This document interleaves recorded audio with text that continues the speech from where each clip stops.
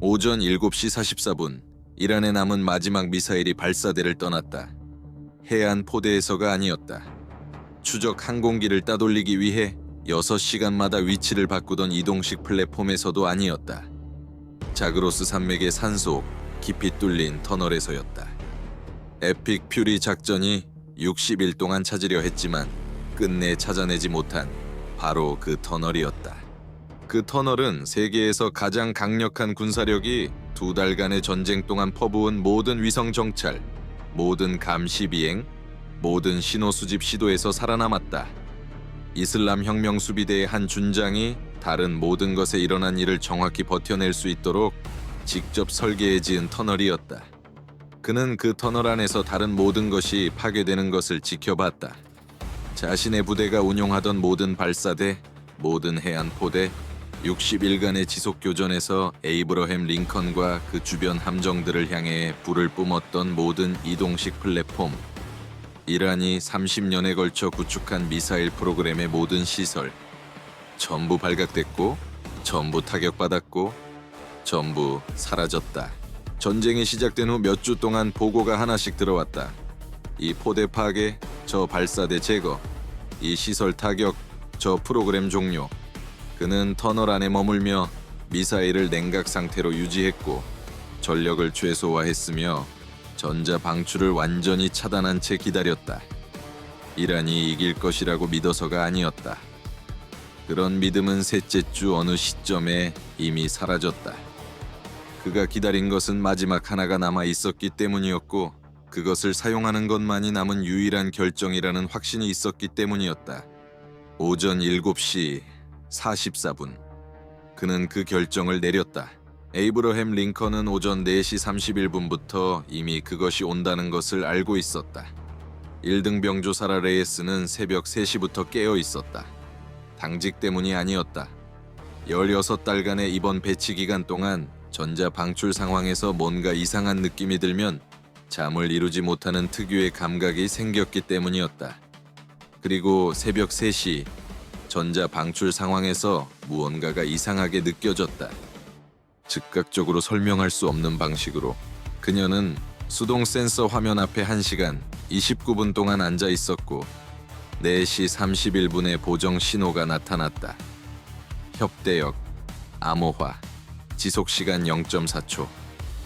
전쟁 60일 동안 어떤 수집 목록에도 등장한 적 없는 위치에서 발신된 신호였다.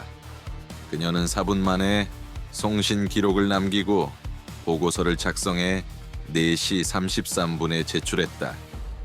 4시 41분. 이 전쟁에서 한 번도 받아본 적 없는 답신이 돌아왔다. 카보 소장이 직접 보고서를 읽었으며 전대는 현재 최고 경계 태세에 돌입했고 추후 지시가 있을 때까지 계속 신호를 수집하며 위치 추정을 지속 갱신하라는 내용이었다. 3시간 3분. 카보가 보고서를 읽은 순간부터 미사일이 터널을 떠난 순간까지의 시간이었다.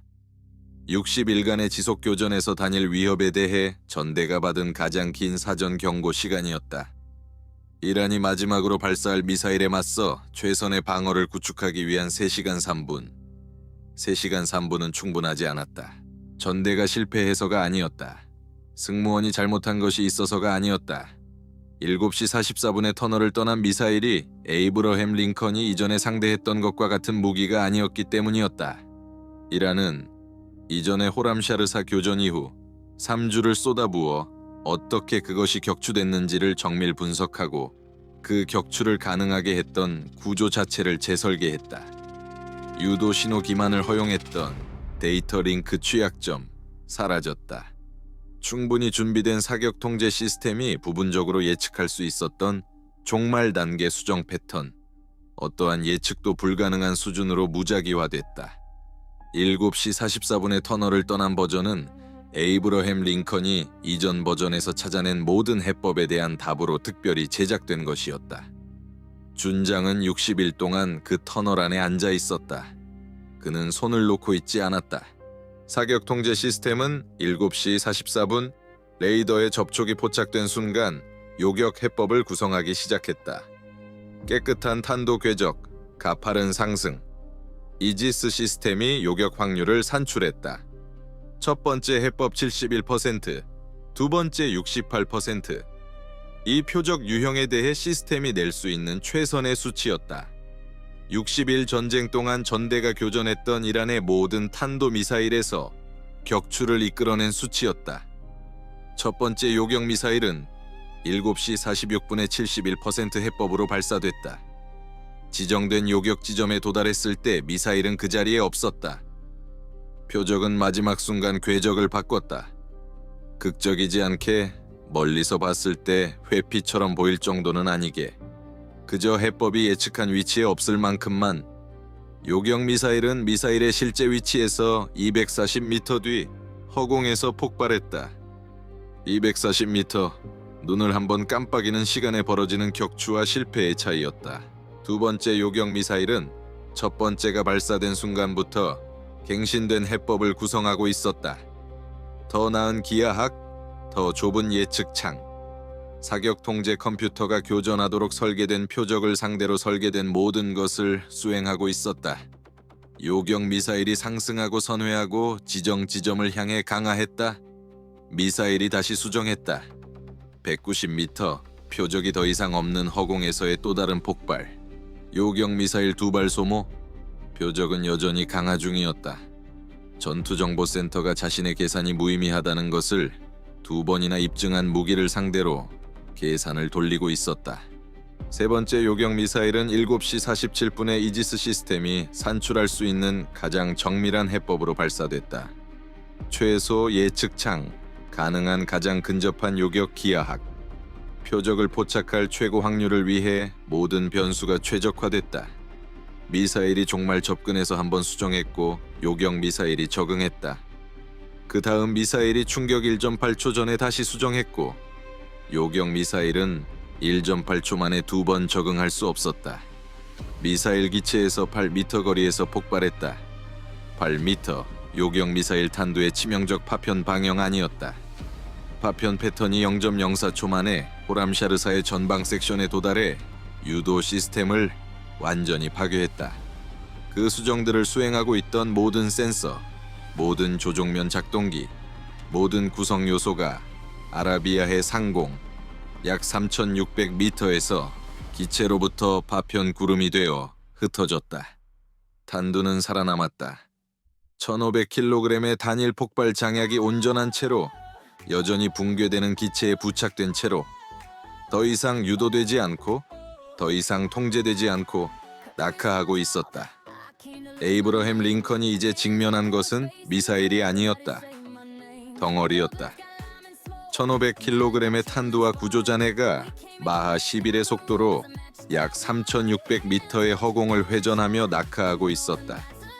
그 궤적은 유도 시스템이 아닌 7시 47분 44초의 파편 패턴이 전방 섹션을 후방 섹션에서 분리한 특정 방식에 의해 결정되고 있었다. 잔해가 정확히 어떻게 분산될지를 예측할 수 있는 계산은 존재하지 않았으므로 그 순간 이전에 수행된 어떠한 계산도 예측할 수 없었던 회전 운동을 만들어내고 있었다.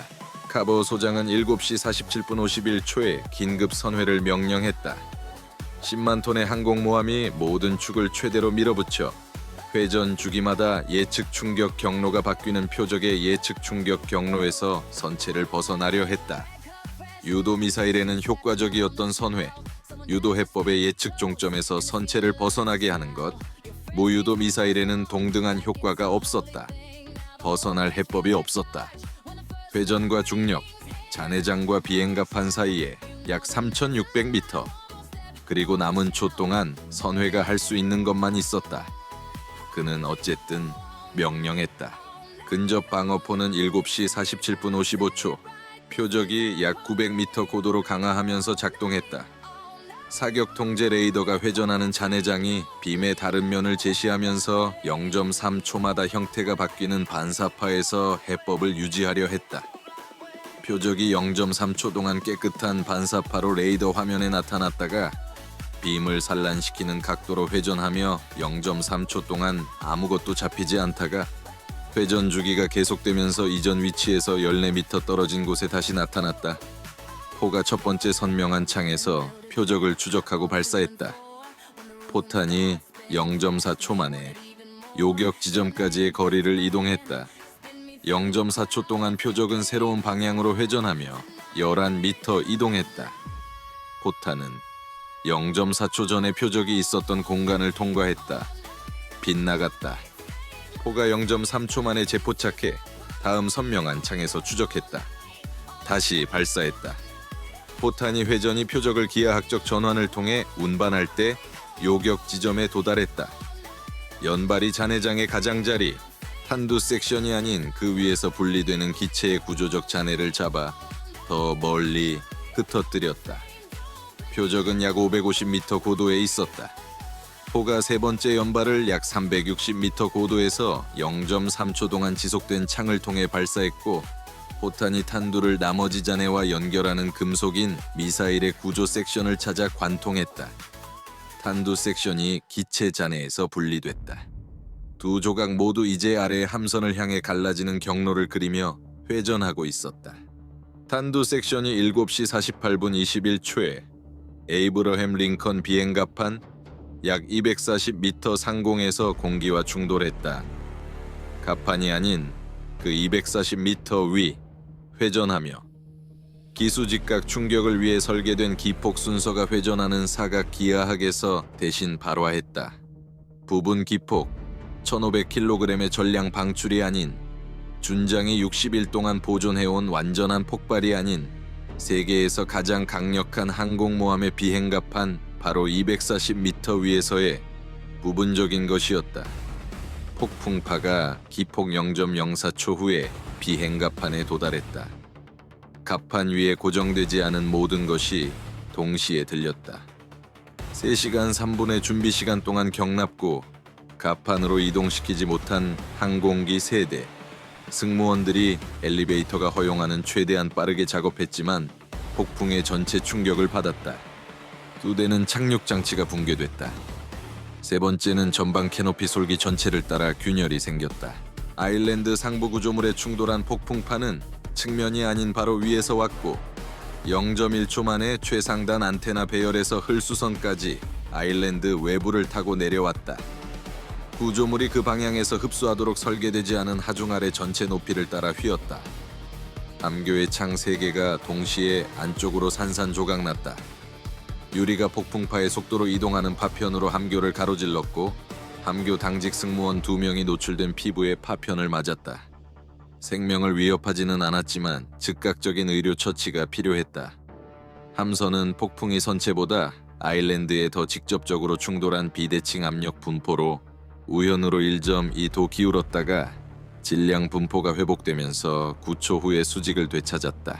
비행갑판 아래 격실에서 함선의 프레임을 통해 전달된 구조적 힘은 침실 공간, 식당, 기관실의 승무원들이 전투 후 보고서에서 60일간의 전쟁에서 어떤 것과도 다르다고 묘사할 소리를 만들어냈다.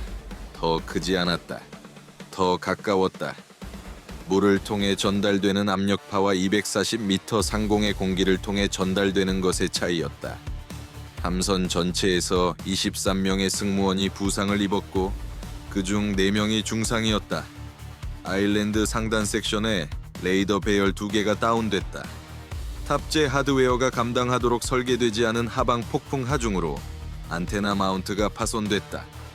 교전 중 최대 전력으로 가동 중이던 시스템의 전기 결함으로 아일랜드 2층 통신실에서 화재가 발생했고, 자동 진압 장치가 작동한 후 5분 17초 만에 자체 진화됐다. 전방 격실 하나가 버스 결함으로 전력을 잃었다. 에이브러햄 링컨은 피해를 입었다. 에이브러햄 링컨은 완전히 작전 가능했다. 전자전 구역에서 레이스는 4시 31분부터 작업을 멈추지 않았다. 첫 보고와 미사일 발사 사이의 3시간 13분의 매 순간 그녀는 보정 신호를 수집하고 있었다. 단순히 추적하는 것이 아니라 그것이 발신원 주변의 산악 지형에서 생성하는 반사 패턴을 분석하고 있었다. 터널 내부에서 발신되는 송신은 터널 입구를 통해 바깥으로 전파되고, 입구의 기하학과 주변 앞면에 의해 결정되는 각도로 주변 지형 특징에서 반사된다. 그 반사들은 직접 송신보다 약간 다른 시간과 약간 다른 주파수로 수집 센서에 도달한다. 지연과 주파수 이동의 패턴은 특정 송신 발원지에 고유하다. 충분한 수집 시간이 있으면 위치로 분해된다.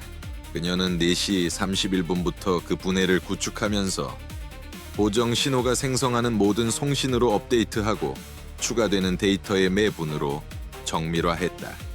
오전 6시까지 터널 입구를 40m 이내로 국지화했고 7시까지는 19m 이내로 좁혔다.